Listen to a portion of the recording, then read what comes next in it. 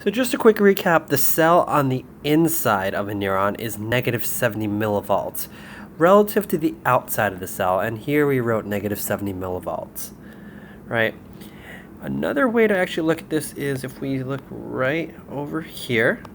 Again, the cell is at negative 70 millivolts if it's unstimulated, right over here. And we have a name for that. We call this negative 70 millivolt state resting membrane potential. And the cell actually is at negative 70 millivolts. In order to actually trigger this action potential, or the initiation of this action potential, we must activate these voltage-gated sodium channels. And these voltage-gated sodium channels only open up at negative 55 millivolts. And we have a name for that. If you go back to our diagram, this negative 55 millivolt is called threshold potential.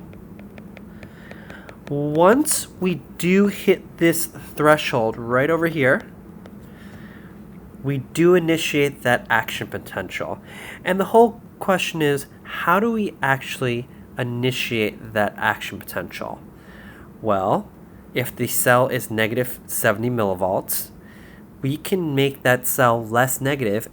In other words, it's going to go from negative 70 millivolts to negative 55 millivolts. How do we do that? Well, we can actually open up some of these ligand-gated sodium channels. And if this neurotransmitter, we'll call it ACH, acetylcholine, binds onto this ligand-gated sodium channel, that's going to open up this sodium channel. And it's going to move.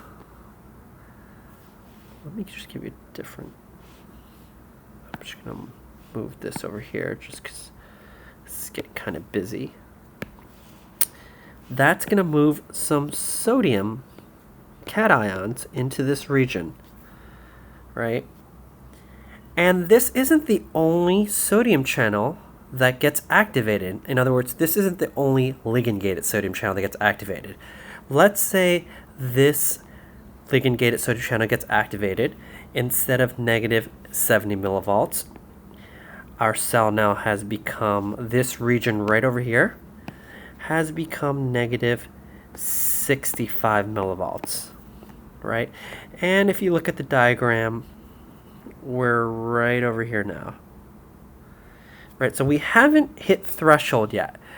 But this isn't the only ligand-gated sodium channel that opens. Maybe this one will open, right? Because of another neurotransmitter, or ligand in this case, acetylcholine that binds onto it. And more